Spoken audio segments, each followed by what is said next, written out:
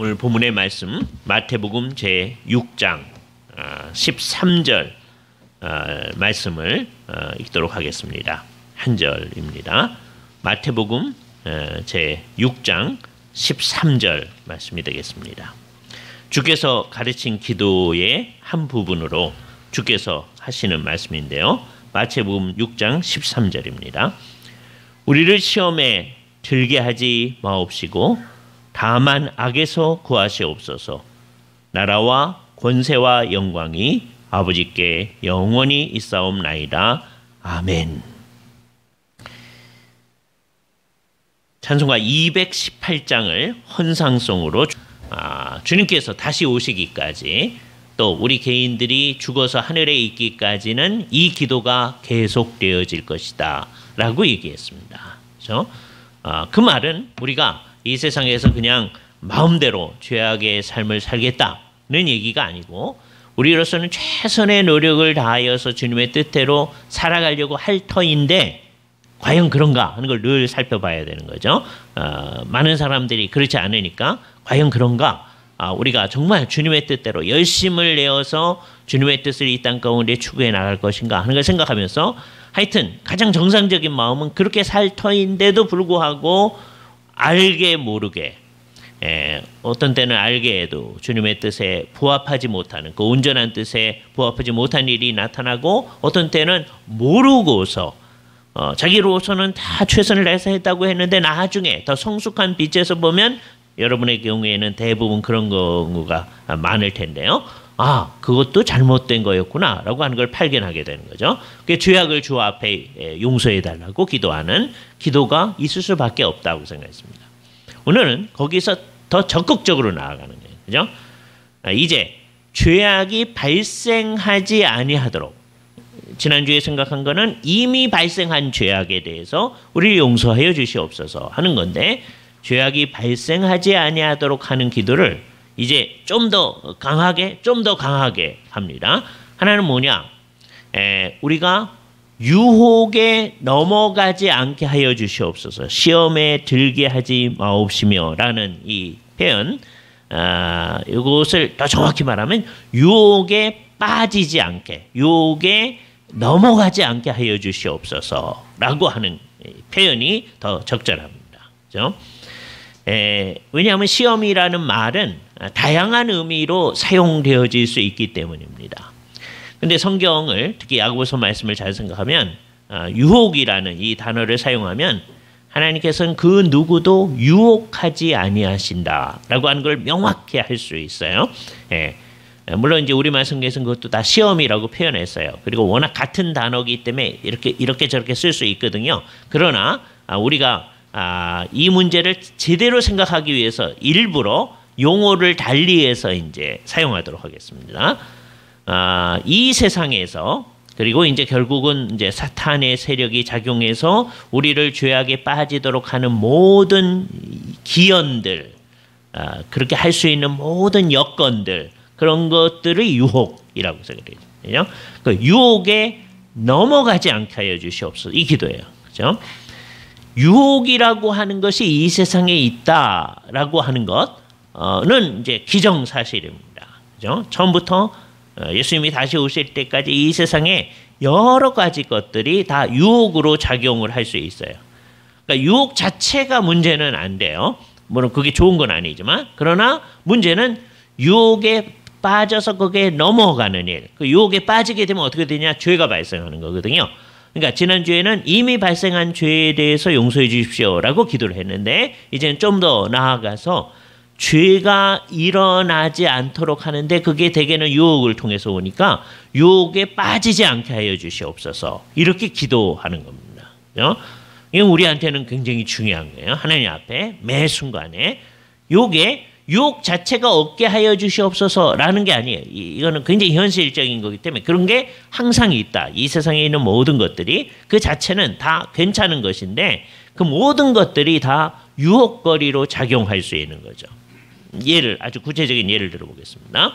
지금 이제 그 신종 코로나 사태 때문에 우리가 이제 여러 가지 조치들을 이제 취하고 있습니다. 그죠? 그래서 이제 예배도 될 수 있으면 이제 좀 최소화하려고 이제 노력을 하고 있어요. 이따가 광고하고 할 때. 자, 그 자체는 뭐 있을 수 있는 거예요. 있을 수 있는 건데 그것이 이제 유혹으로 작용할 수 있습니다. 어떻게 유혹 작용하냐?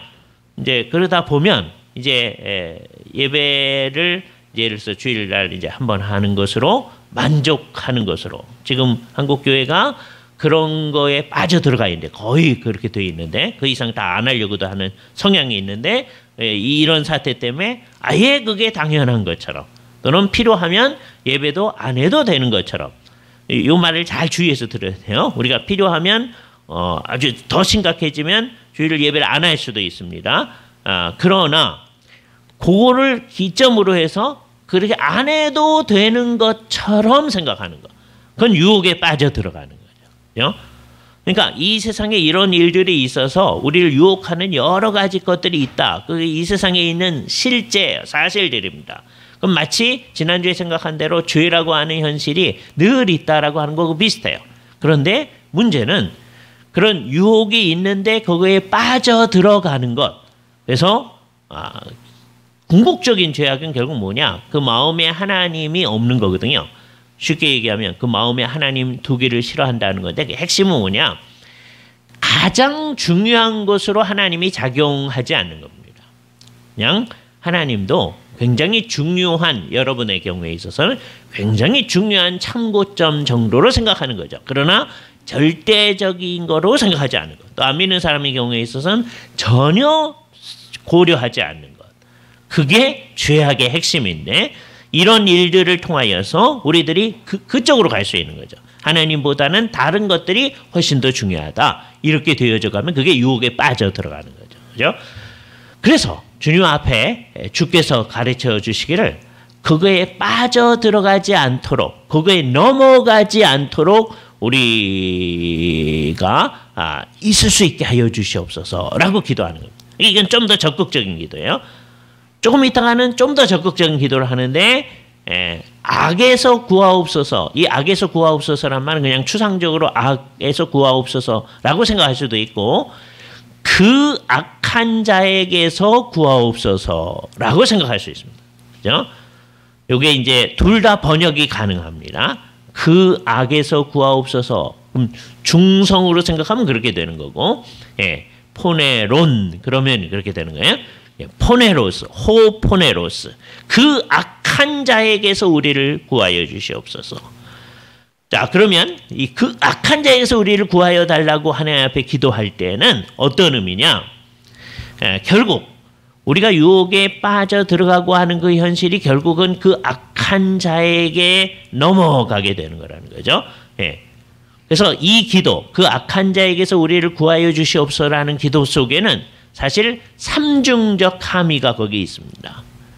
그 악한 자에게서 종국적으로 우리를 구하여 주시옵소서 하는 기도가 1차적으로 생각될 수 있죠.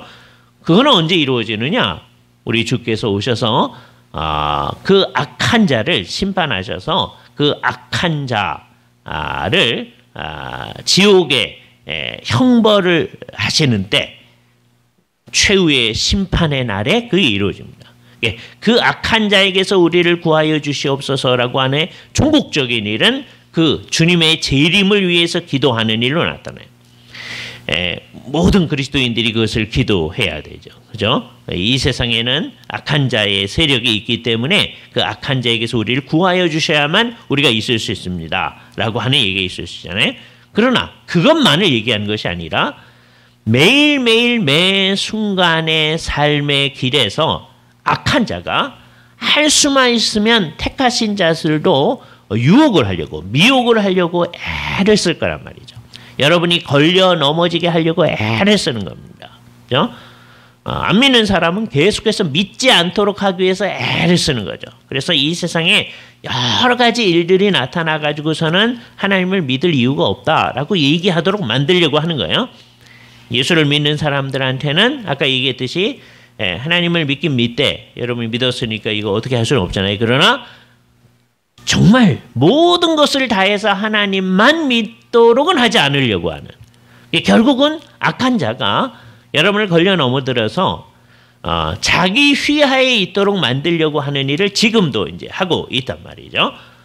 그래서 주 앞에 지금 현재 지금 나의 마음이 주님만을 최고로 생각하고 주님의 뜻만을 추구하고 하나님의 뜻이 이 땅에 이루어지기를 위해서 애쓰고 하는 데에서 정신이 산란해져 가지고 예수를 믿는 사람이 정신을 똑바로 차릴 때는 그렇게 가르치잖아요. 왜냐하면 주께서 가르친 기도의 앞부분에서 우리가 그것을 기도했단 말이에요.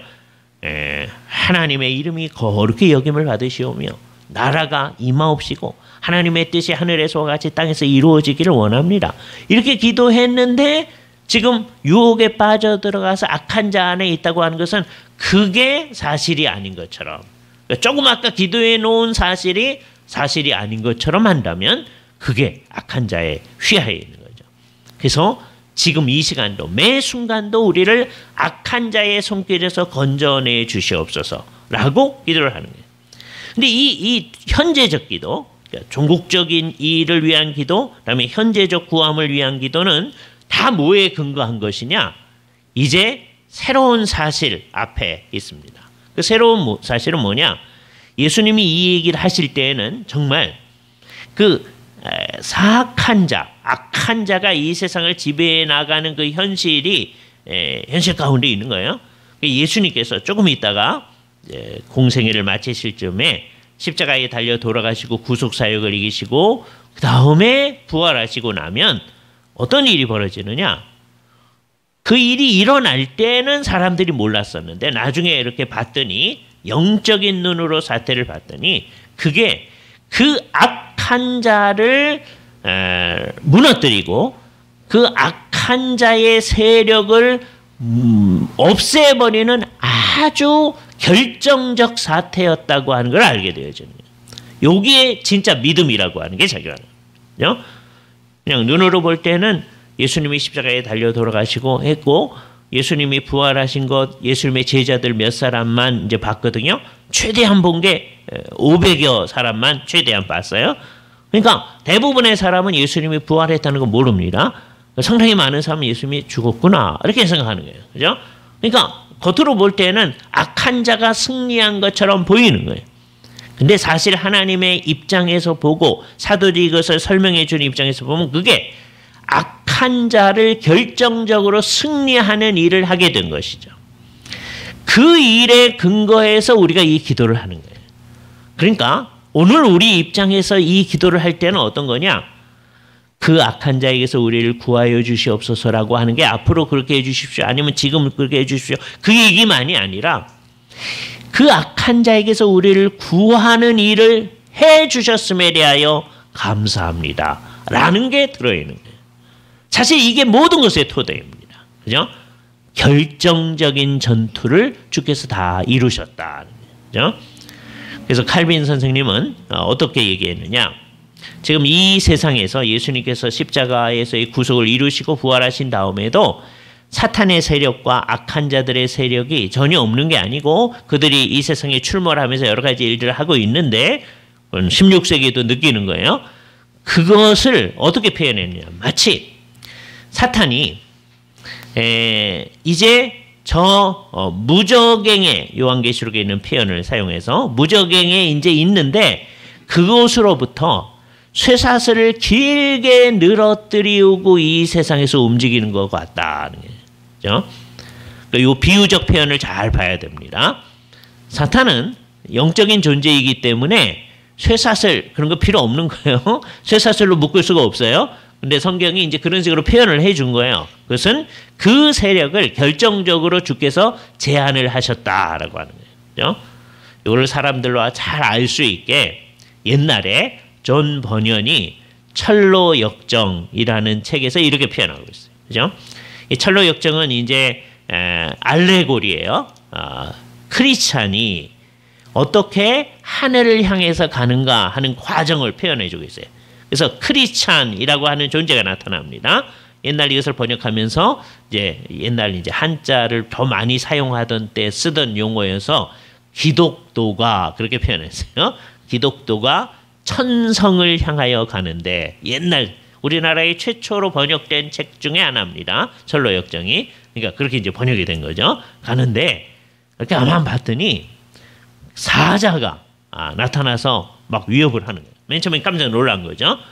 근데 잘 봤더니 그 사자가 쇠사슬에 묶여져 있더라. 그죠? 그러니까 잘하면 그렇게 굉장히 무섭게 하지만 잘 피해서 갈 수 있게끔 되어 있는 거예요. 잘 보기만 하면. 근데 그 사태를 정확히 보지 않는 사람은 다 놀래가지고선 도망가거나 놀래가지고선 그 자리에서 어떻게 하지 못하는 거죠. 나 사태를 잘 보면 사실 묶여져 있는 것이다. 요거를 칼빈이 표현한 대로는 어떤 거예요? 사탄의 세력이 이미 결정적으로 패했기 때문에 그걸 믿으면서 우리를 보는 거다.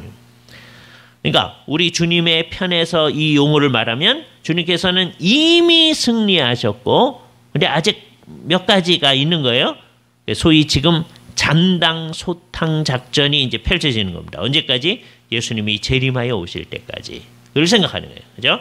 그러니까 우리의 기도는 뭐에 근거한 거예요? 주께서 이미 이 모든 세력을 이기고 승리하셨다라고 하는 것을 믿는 것에 근거해서 주님, 지금도 우리 안에, 우리 바깥에 여러 가지 세력이 우리를 걸려 넘어지게 해가지고 하나님의 뜻을 온전히 추구하지 못하게 하는데 이것이 우리에게 있지 않도록 하여 주시옵소서라고 기도하는 거죠. 그게 악한 자로부터 우리를 구하여 주시옵소서 그런 거예요.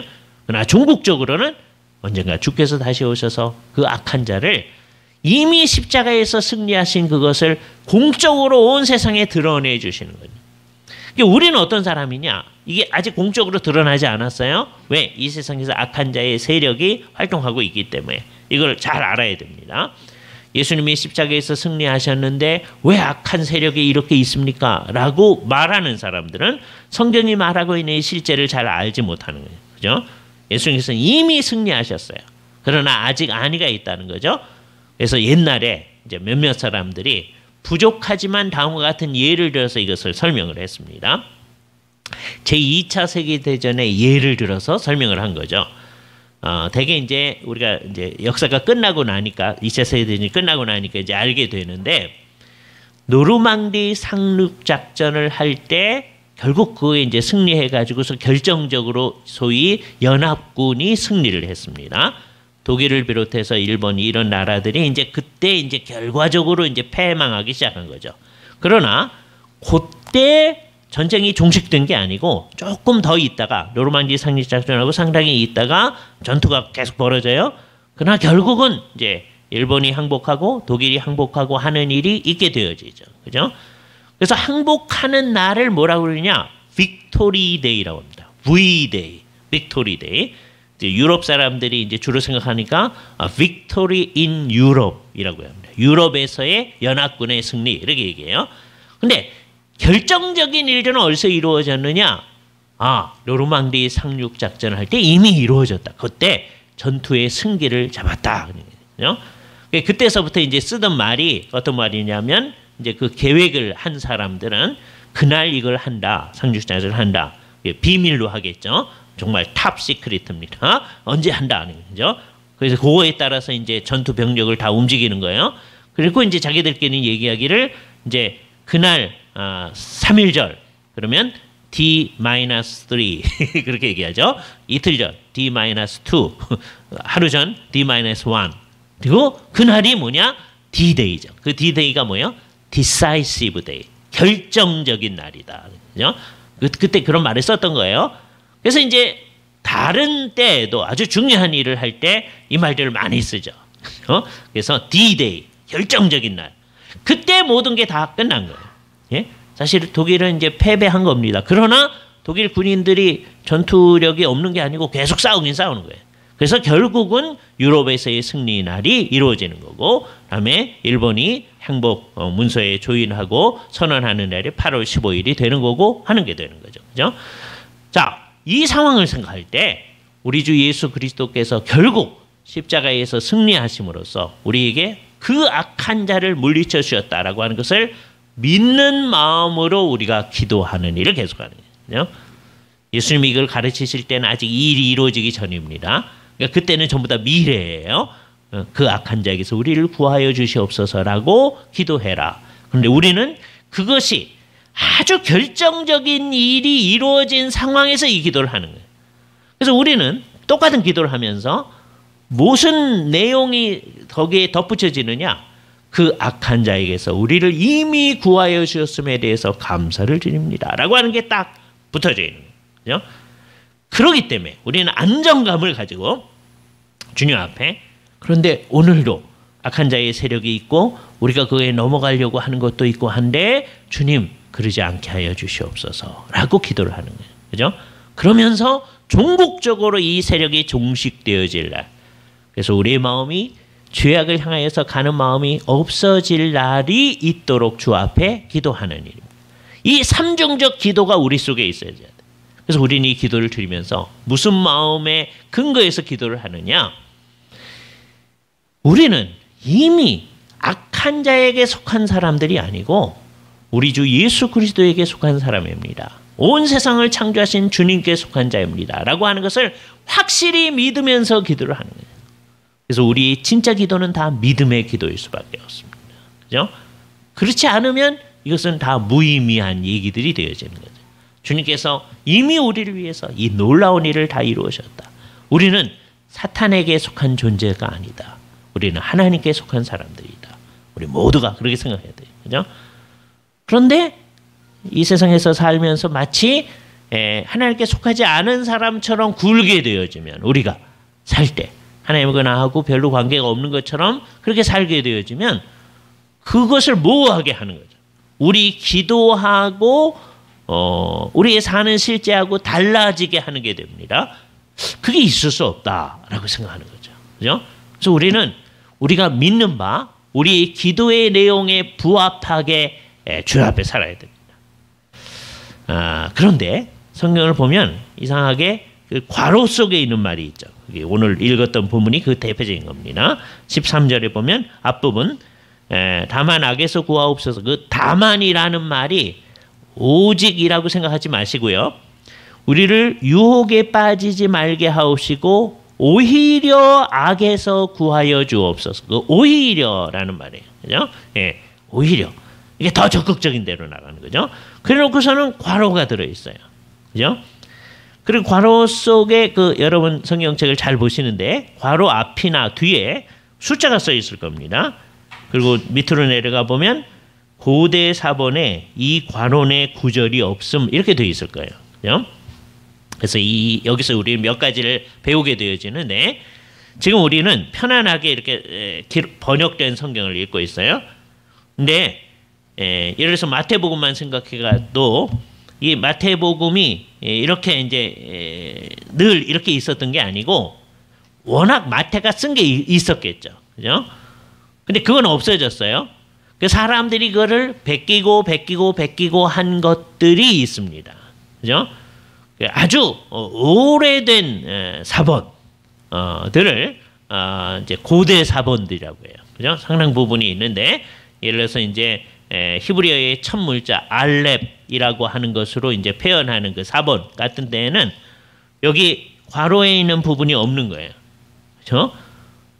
또는 B 사본이라고 하는 바티칸 사본. 왜? 그 사본이 지금 바티칸 그 천주교 거기 다 있습니다. 그래서 바티칸 사본이 거기에도 없어요.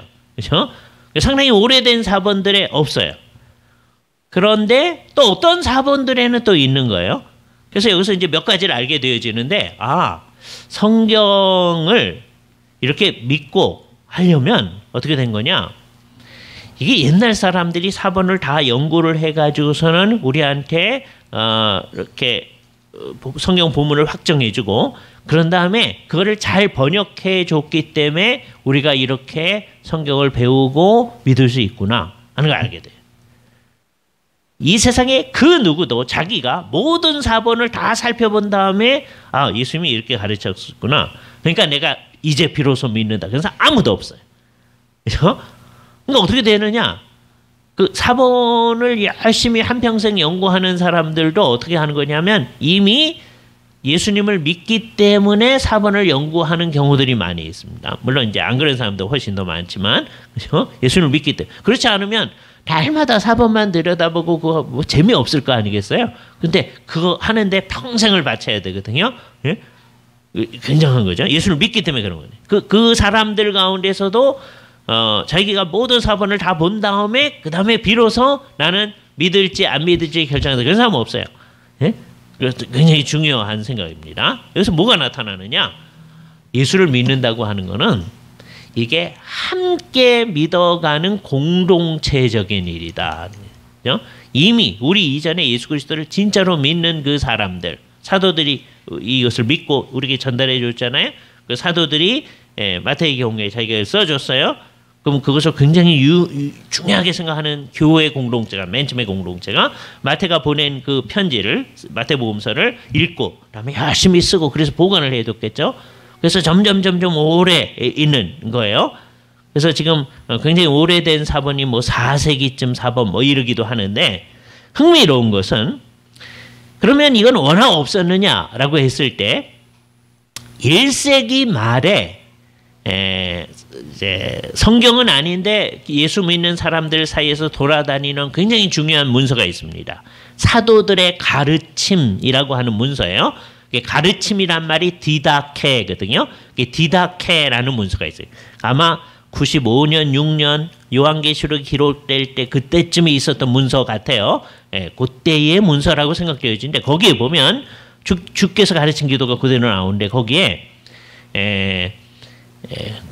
권세와 영광이 영원히 아버지의 것이옵니다 라는 말이 있어요. 그렇죠?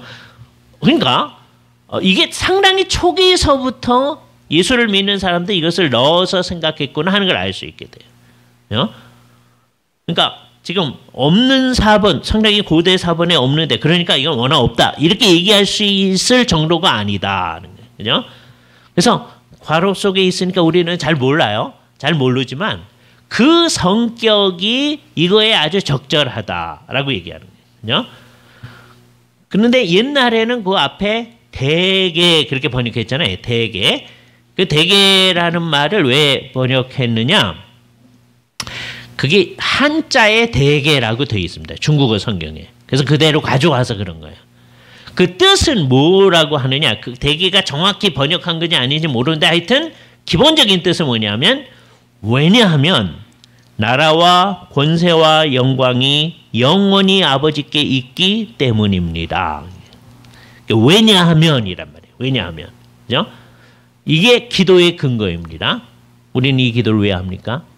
왜냐하면 나라와 권세와 영광이 아버지께 영원히 있기 때문에 우리는 아버지께 이 기도를 할 수밖에 없습니다. 이 기도의 근거예요. 그죠? 근데 잘 생각해 보면 그 말, 나라와 권세와 영광이 영원히 아버지께 있다는 게 기도의 근거이면서 조금 아까 우리가 얘기했던 그 말, 그 일이 분명히 그렇게 나도록 뭐가 이 일을 이룬 거예요? 우리 주 예수 그리스도의 십자가와 부활 사건이 이걸 이룬 거예요. 우리의 기도의 근거는 예수 그리스도의 부활과 십자가 사건이다. 그것 때문에 우리는 이 주 앞에 기도할 수 있는 거예요. 그래서 우리는 늘 기도할 때마다 하나님께 권세가 있음을, 하나님께 나라 전체가 있음을, 우리나라 정도가 아니라 온 세상 나라가 하나님께 속해 있음을 인정하고 기도를 하는 거예요. 그렇기 때문에 모든 중요한 일은 다 하나님께 아뢰야 되는 거예요. 하나님, 주님의 뜻이 이루게 하여 주시옵소서. 이 세상에서 우리가 경험한 여러 가지 안타까운 일들, 지금 우리가 경험한 일이 있습니다. 이 일들을 하나님께 아뢰야 되는 거죠. 그리고 이 일을 통제하실 수 있는 분이 하나님뿐이시다라고 하는 걸 믿으면서 우리가 주 앞에 기도해야 되는 거예요. 하나님의 뜻이 이루어질 것임을 믿으면서 하나님이 어떤 식으로 당신님의 시간에 당신님의 방법으로 모든 일을 하실 거란 말이에요. 지금 이런 일, 남북 통일의 일, 뭐 이런 일 아주 대표적인 것이죠. 그런 것들 하나님이 당신님의 시간에 당신님의 방법으로 하실 겁니다. 그걸 기도해놓고, 그러니까 하나님이 당신님의 시간에 당신의 방법을 할 거니까 우리는 모르겠습니다. 손 놓고 있습니다. 그렇게 하는 거 아니죠. 우리로서는 최대한 그것을 향해서 나아가는 일을 하는 거죠. 그러나 성경을 통해서 우리는 뭐가 제일 중요한가 하는 걸 배워요. 남북 통일이 제일 중요한 게 아니다. 이 코로나 이 문제의 종식이 제일 중요한 게 아니다. 그런 걸 배워요. 이 시기에 이런 얘기를 하면 돌 맞아요. 그러나 그게 사실이에요. 예. 아주 중요한 일이죠. 그러나 그게 중요한 게 아닙니다. 중요한 건 뭐냐? 하나님의 그 나라가 이 세상에 있다고 하는 그 현실, 예수 그리스도를 통하여서 하나님의 나라가 눈에 안 보이는 형태로 이 세상에 코로나 바이러스가 돌고 있는 이 세상 안에 예수님이 세우신 하나님의 나라가 와 있다고 하는 그 사실, 그거를 사람들이 눈이 어두워서 보지 못하고 있거든요. 그거를 알리고 그 안에서 살아가는 일이 매우 중요하다. 그게 더 성결적이다라고 하는 거예요. 그거에 비하면 나머지 모든 일들은 다 하찮은 일들. 우리의 삶에 관련한 모든 일들이 다 그런 거예요. 요 사태 속에서 우리는 그 중요한 것과 하찮은 일들이 이제 구별이 되잖아요. 지금은 뭐가 제일 중요한 일이에요? 우리나라에서 지금 이 코로나 방역의 문제가 제일 중요한 일처럼 되잖아요. 그래서 나머지 일들은 좀 뒤로 밀리잖아요. 이게 우선순위를 하는 거죠. 그런데 이게 사실 요런 것 속에서 이제 우리가 뭐가 중요하고 뭐가 덜 중요한가 하는 것들이 나타나는 거예요, 평소에. 그런데 사실은 이 모든 일에 있어서 우리가 가장 중요한 게 뭔가라고 하는 거를 예수를 믿는 사람들이 이제 바로 깨닫고 주님 앞에 간구를 할 수 있게 되는 거죠. 그래서 기도한다고 하는 건 결국 어떻게 되느냐? 가장 정상적인 대로 돌아오는 거예요. 그러니까 제일 웃기는 사람이 누구냐? 기도를 열심히 하는데 정상적인 대로 안 돌아오는 사람들입니다. 그 대표적인 사람들이 누굴까요? 지금 신천지에 있는 사람들. 신천지에 있는 사람들도 기도합니다. 기도해요. 열심히 해요. 예? 기도를 열심히 해가지고 코로나 바이러스를 사람들에게 더 전해요. 그렇죠? 그래서 잘 보란 말이에요. 예? 그러니까 여기서 우리는 정말 하나님 앞에 제대로 돌아왔는가 하는 걸 생각해봐야죠. 오늘 이 본문의 기도의 내용을 통해서 우리가 그걸 생각하는 거예요. 기도는 가장 정상적인 대로 돌아오는 거다. 주님 앞에 유혹에 넘어가지 않도록 간구를 하는 얘기를 했습니다. 그리고 그 악한 자에게서 우리를 구하여 달라고 했습니다.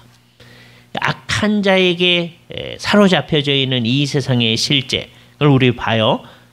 예수님이 그걸 안타깝게 여기셔서 아들이 자유롭게 하면 종이 자유롭게 될 수 있다. 우리를 주의 종으로부터 해방시켜 준 거예요. 그게 십자가에서 이루신 일이에요. 부활에서 이루신 일이에요. 근데 사람들은 마치 안 그런 것처럼 살고 있다는 거예요. 예수님이 자유롭게 할 수 있느냐? 그거를 안 믿는 사람들이 더 많은 이 현실. 이게 안타까운 거죠. 우리는 이 상황 속에서 뭘 얘기해야 됩니까? 예수님이 우리를 자유롭게 하셨습니다. 라고 하는 것을 우리 입으로 말할 뿐만 아니라 우리의 존재로 드러내야 돼. 그럼 어떻게 해야 됩니까? 오늘 기도한 것 관련해서 우리가 유혹에 넘어가지 않도록 해야 되는 거예요. 주께서 우리에게 힘을 주셔서 늘 유혹에 넘어가지 않도록 늘 우리를 힘주시고 주의 백성답게 만들어주시도록 우리는 같이 늘 기도하면서 주님의 뜻들이 이 세상 가운데 온전히 이루어지도록 해야 할 것입니다. 같이 기도하시죠. 거룩하신 주님, 오늘 우리들이 함께 모여서 주 앞에 경배하며 주님의 뜻이 우리들 가운데서 이루어지기를 위해서 기도하옵나이다. 오늘